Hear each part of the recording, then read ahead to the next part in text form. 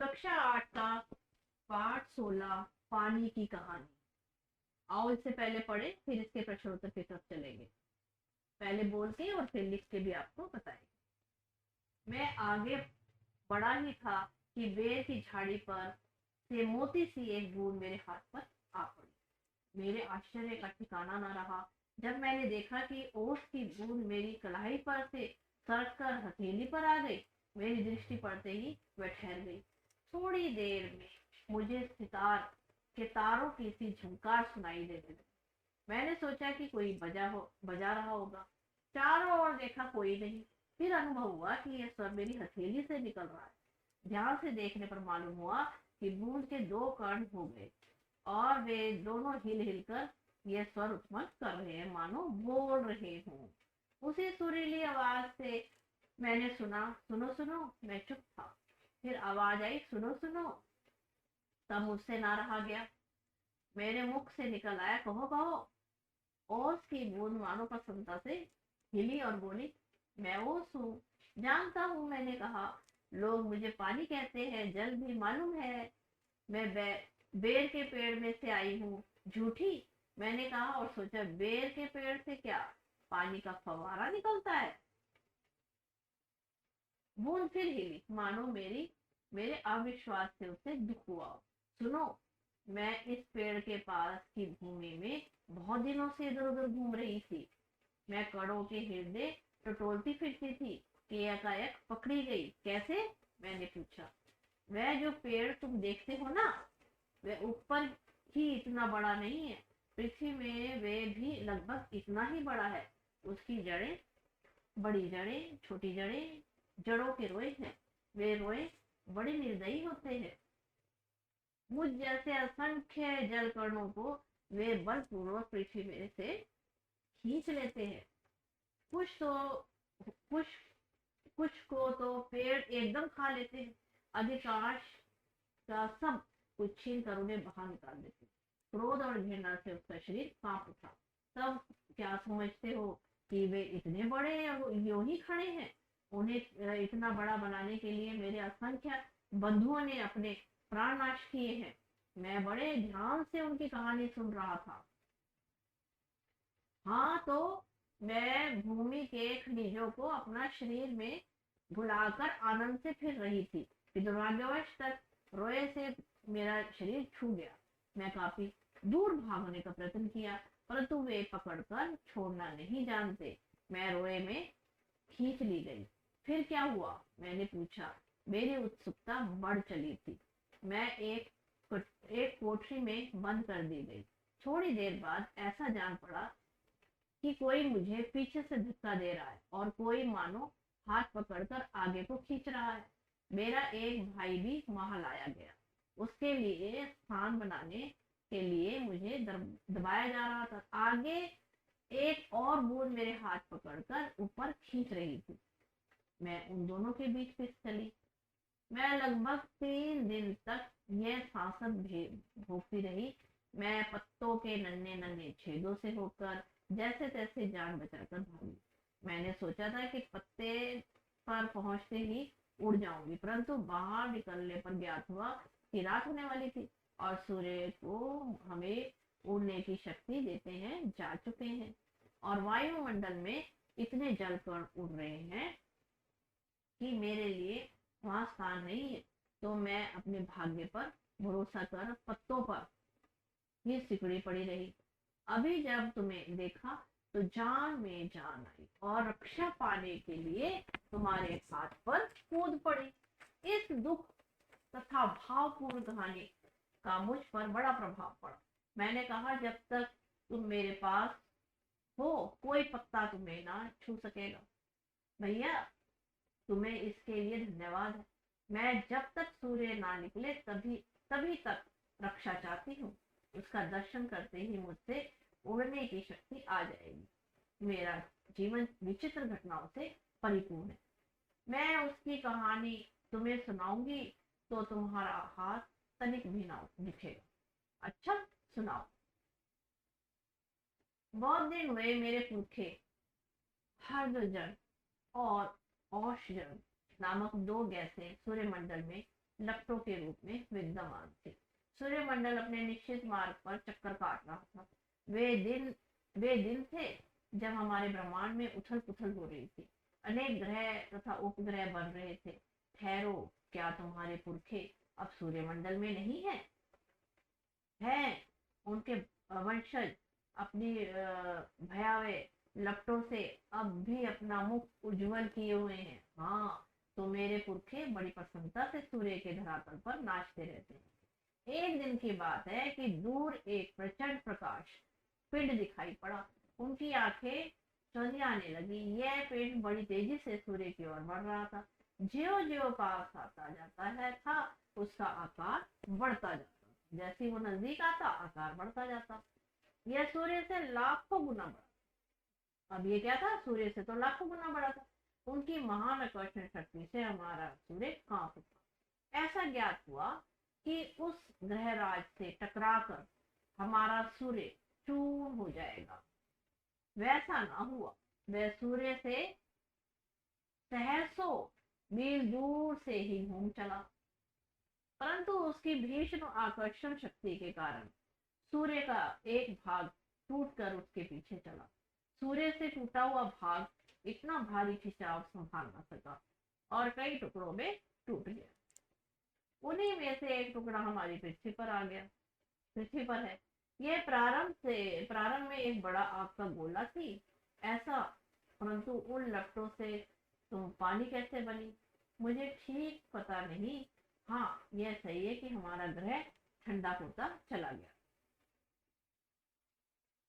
और मुझे याद है कि अरबों वर्ष पहले मैं हर्द जन और औषधि जन के रासायनिक क्रिया के कारण उत्पन्न हुई। उन्होंने आपस में मिलकर अपना प्रत्यक्ष अस्तित्व गवा दिया और मुझे उत्पन्न किया है।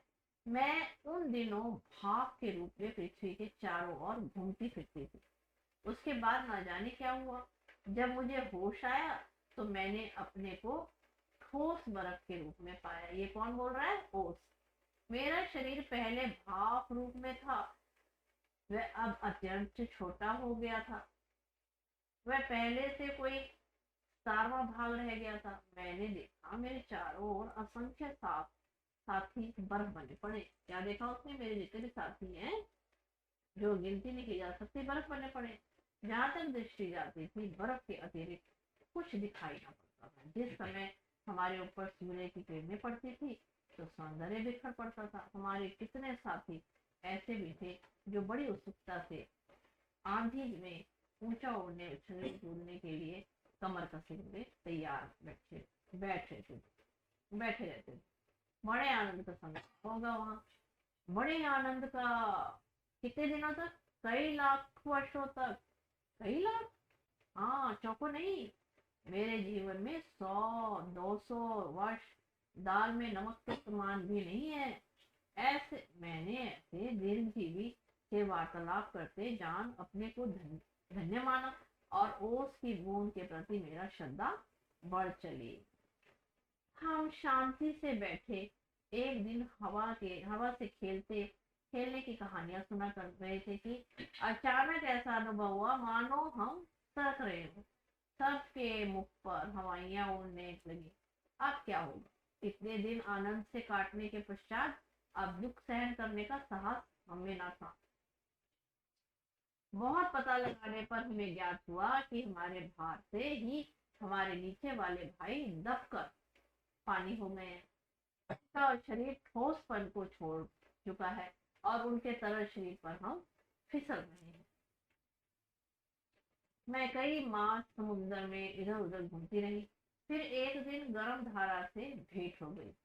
धारा के जलते अस्तित्व को ठंडक पहुंचाने के लिए हमने उसकी गर्मी सोखने प्रारंभ कर दी और इसके फलस्वरूप वह पिघल पड़ी और पानी बनकर समुद्र में मिल गई।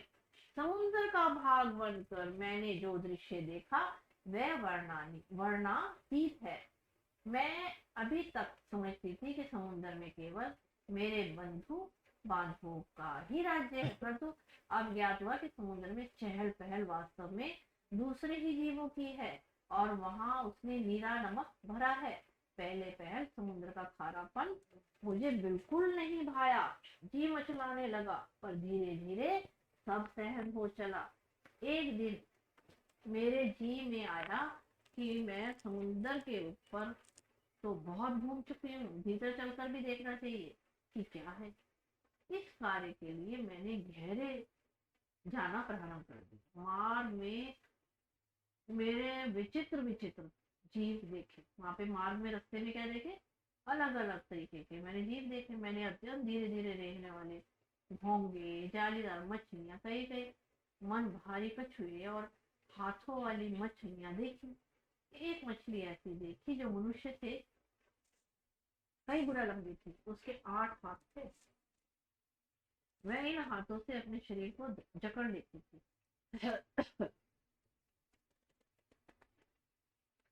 मैं और गहराई की खोज में किनारों से जुड़ गई तो मैंने एक ऐसी वस्तु देखी कि मैं चौंक पड़ी। अब तक समुद्र में अंधेरा, सूर्य का प्रकाश कुछ ही भीतर तक पहुंच पाता था और बल लगा लगाकर देखने के कारण मेरे नेत्र दुखने लगे थे। मैं सोच रही थी कि यहाँ पर जीवों कैसे दिखाई पड़ता होगा कि सामने ऐसा जीव दिखाई पड़ा कि मानो कोई लालटेन के लिए घूम रहा हो। यह एक अत्यंत सुंदर मछली थी। इसके शरीर से एक प्रकार की चमक निकल रही थी जो इसे मार दिखलाती थी। इसका प्रकाश देखकर कितनी छोटी छोटी अनजान मछलियां इसके आसपास आ जाती थी और जब उन्हें भूखी होती थी तो पेट भर उनका भोजन करती थी। विचित्र है, जब मैं और नीचे समुद्र की गहराई तय में पहुंची तो देखा कि वहां भी जंगल है। छोटे ढींगरे, मोटे पत्ते वाले पेड़ बहुतायत से उगे हुए हैं। वहां पर पहाड़ियां हैं, घाटियां हैं। इन पहाड़ियों की गुफाओं में नाना प्रकार के जीव रहते जो निपट, अंधे तथा वहां आलसी हैं। यह सब देखने में मुझे कई वर्ष लगे। जी मैं आया कि ऊपर लौट चलूं, परंतु प्रयत्न करने पर जान पड़ा कि यह असंभव है। मेरे ऊपर पानी की कोई 3 मील मोटी तह थी। मैं भूमि में घुसकर जान बचाने की चेष्टा करने लगी। यह मेरे लिए कोई नई बात न थी। करोड़ों जल कण इसी भांति अपने जान बचाते हैं और समुद्र के जल नीचे धंसता जाता है। मैं अपने दूसरे भाइयों के पीछे पीछे चट्टान में घुस गई। कई वर्षों में कई मील मोटी चट्टान पर घुसकर हम पृथ्वी के भीतर एक खोखले स्थान में निकले और एक स्थान पर इकट्ठा होकर हम लोगों ने सोचा कि क्या करना चाहिए। कुछ ही सहमति में वहीं पड़ा रहना ठीक था, परंतु हमें कुछ उत्साही युवा भी थे। वे एक स्वर में बोले, हम खोज करेंगे, पृथ्वी के हृदय में घूम घूम कर देखेंगे कि भीतर क्या छिपा हुआ है। अब हम शोर मचाते हुए आगे बढ़े तो एक ऐसे स्थान पर पहुंचे जहाँ ठोस वस्तु का नाम भी था। बड़ी बड़ी चट्टानें लाल पीली पड़ी थी और नाना प्रकार की वस्तुएं इधर उधर बहने को उतावली हो रही थी। इसी स्थान के आसपास एक दुर्घटना होते होते बची। हम लोग अपनी इस खोज से इतने प्रसन्न थे कि अंधाधुंध धुंध बिना मार्ग देखे बढ़े जाते थे। इससे अचानक एक ऐसी जगह जा पहुंचे जहां तापक्रम बहुत ऊंचा था। यह हमारे लिए ऐसा था। हमारे अगुआ कांपे और देखते देखते उनका शरीर औषजन और हद्रजन में विभाजित हो गया। इस दुर्घटना से मेरे कान खड़े हो गए। मैं अपने और बुद्धिमान साथियों के लिए एक और निकल भागी। हम लोग अब एक ऐसे स्थान पर पहुंचे जहां पृथ्वी का गर्भ रह रहकर हिल रहा था। एक बड़े जोर का धक्का लग हुआ। अब हम बड़ी तेजी से बाहर फेंक दिए गए। हम ऊंचे आकाश में उड़ चले। इस दुर्घटना से हम चौंक पड़े थे। पीछे देखने से ज्ञात हुआ कि पृथ्वी फट गई और उसमें धुआं, रेत, पिघली धातुएं, लपटें निकल रही थी।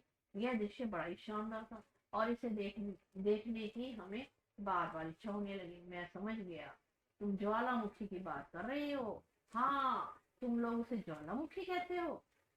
अब जब हम ऊपर पहुंचे तो हमें एक और भाग का बड़ा दल मिला। हम गरज कर आपस में मिले और आगे बढ़े। पुरानी सहेली आंधी के भी हमें यहाँ दर्शन हुए। वह हमें पीठ पर लादे कभी इधर ले जाती कभी उधर। वह दिन बड़े आनंद के थे। हम आकाश में स्वच्छंद हिलोले करते फिरते थे। बहुत से भाव जल करके मिलने के कारण हम भारी हो चले और नीचे झुक गए और एक दिन बूंद बनकर नीचे कूद पड़े। मैं एक पहाड़ पर गिरी और अपने साथियों के साथ मैली कुचैली हो एक और इसको बह चली। पहाड़ों में एक पत्थर से दूसरे पत्थर पर कूदने और किलकारी मारने में जो आनंद आया मैं भूला नहीं जा सकता। हम एक बार बड़ी ऊंची शिखर पर से कूदे और नीचे एक चट्टान गिरी। बेचारा पत्थर हमारे पहाड़ से टूटकर खंड खंड हो गया। यह तो तुम इतनी रेत देखते हो, पत्थरों को चबा चबा कर हम ही बनाते हैं। जिस समय हम मौज में आते हैं तो कठोर से कठोर वस्तु हमारा प्रहार सहन नहीं कर सकती। अपनी विजयों से उन्मत्त होकर हम लोग इधर उधर बिखर गए। मेरी इच्छा बहुत दिनों से समतल भूमि देखने की थी, इसीलिए मैं एक छोटी धारा में मिल गई। सरिता के वे दिवस बड़े मजे के थे। हम कभी भूमि को काटते कभी पेड़ों को खोखला कर उन्हें गिरा देते। बहते बहते मैं एक दिन एक नगर में पास पहुंची। मैंने देखा कि नदी के तट पर एक ऊंची मीनार में से कुछ काली काली हवा निकल रही है। मैं उत्सुक होकर उसे देखने को क्या बड़ी कि अपने हाथों दुर्भाग्य को न्योता दिया। ज्यों ही मैं उसके पास पहुंची अपने और साथियों के साथ एक मोटे नल में खींच ली गई। कई दिनों तक मैं नल नल घूमती फिरी। मैं प्रति क्षण उनमें से निकल भागने की चेष्टा में लगी रहती थी। भाग्य मेरे साथ था। बस एक रात के समय मैं ऐसे स्थान पर पहुंची जहां नल टूटा हुआ था। मैं तुरंत उसमें से होकर निकल भागी और पृथ्वी में समा गई। अंदर ही अंदर घूमते घूमते इस बेर के पेड़ के पास पहुंची। वह रुकी। सूर्य निकल आए थे। बस मैंने कहा, हाँ, मैं अब तुम्हारे पास नहीं ठहर सकती। सूर्य निकल आए हैं, तुम मुझे रोक कर नहीं रख सकते। वह ओस की बूंद धीरे धीरे घटी और आंखों से ओझल हो गई। इसे लिखा है रामचंद्र तिवारी ने। आशा है आपको ये प्रश्न अभ्यास की तरफ चले।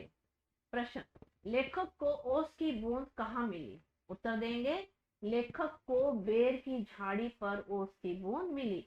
बच्चों, कहाँ मिली ओस की बूंद? बेर की झाड़ी पर।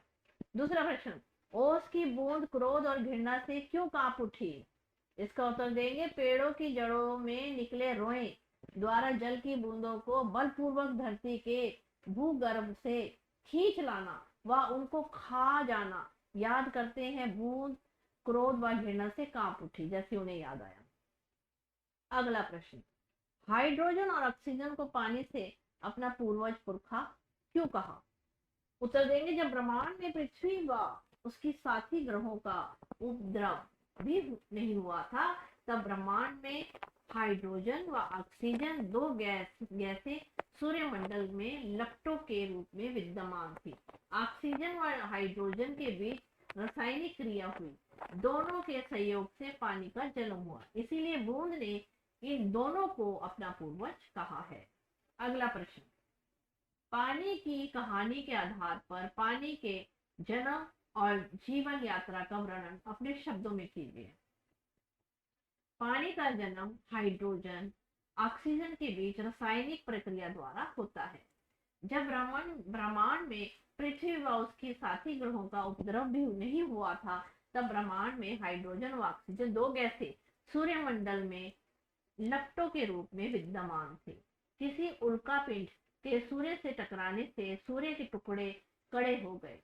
उन्हीं टुकड़ों में से एक टुकड़ा पृथ्वी के रूप में उत्पन्न हुआ और इसी ग्रह में ऑक्सीजन हाइड्रोजन के बीच रासायनिक क्रिया हुई और दोनों के सहयोग से पानी का जन्म हुआ।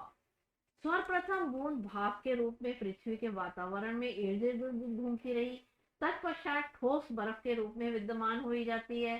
समुद्र से होती हुई वह गर्भ धारा से मिलकर ठोस रूप को त्याग कर जल का रूप धारण कर लेती है। अगला प्रश्न, कहानी के अंत और आरंभ के हिस्से को स्वयं पर कर देखिए और बताइए कि ओस की बूंद लेखक को आप बीती सुनाते हुए किसकी प्रतीक्षा कर रही थी। उत्तर देंगे, समुद्र के तट पर बसे नगरों में अधिक ठंड और अधिक गर्मी क्यों नहीं पड़ती है। उत्तर देंगे इसका, समुद्र के तट पर बसे नगरों में अधिक ठंड और अधिक गर्मी नहीं पड़ती क्योंकि वहां के वातावरण में सदा नमी होती है। क्यों नहीं पड़ती? क्योंकि वहां का जो वातावरण होता है वहां पे हमेशा ही नमी होती है। अगला, पेड़ के भीतर फव्वारा नहीं होता तब पेड़ की जड़ों से पत्ते तक पानी कैसे पहुंचता है। इस क्रिया को वनस्पति शास्त्र में क्या कहते हैं। पेड़ के भीतर फव्वारा नहीं होता तब पेड़ की जड़ों से पत्ते पत्ते तक पानी पहुंचता है क्योंकि पेड़ की जड़ों व तनों में जाइलम और फ्लोएम नामक वाहिकाएं होती हैं जो पानी जड़ों से पत्तियों तक पहुंचाती हैं। इस क्रिया को वनस्पति शास्त्र में संवहन या ट्रांसपायरेशन कहते हैं। धन्यवाद। आशा है आपको क्वेश्चन आंसर समझ आ गया मुझे।